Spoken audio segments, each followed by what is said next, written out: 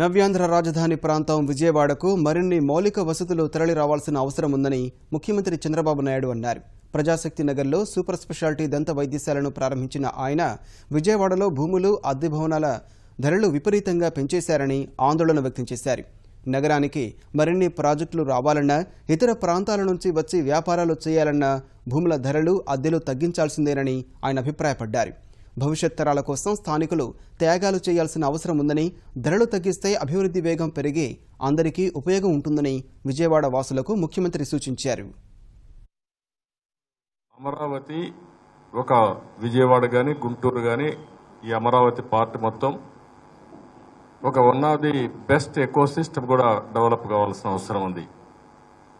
ఆ ecosystem develop అయ్యేటప్పుడు ప్రజలు మేజర్ రోల్ ప్లే చేయాలి ఇక్కడ. ఎందుకంటే ప్రజల్లో ఇది వచ్చింది, ఏదో డెవలప్ అవుతోంది, దీన్ని అత్యంత ఆశకి పోయి ఎక్కువ ఎక్స్ప్లాయిట్ చేయాలనుకుంటే నష్టపోయేది మనం నష్టపోతాం.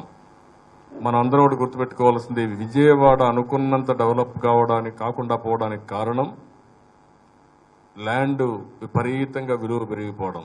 మీరు ఫస్ట్ నుంచి చూస్తే విజయవాడలో భూమి విలువ చాలా ఉంది.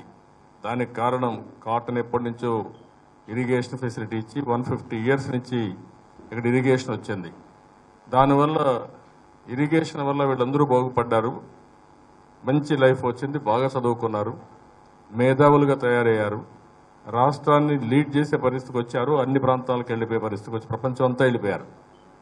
కానీ ఇక్కడ మాత్రం డెవలప్మెంట్ విశాఖపట్నం కంటే తక్కువ డెవలప్మెంట్ అయింది. దానికి కారణం ఒకటి ల్యాండ్ వాల్యూ.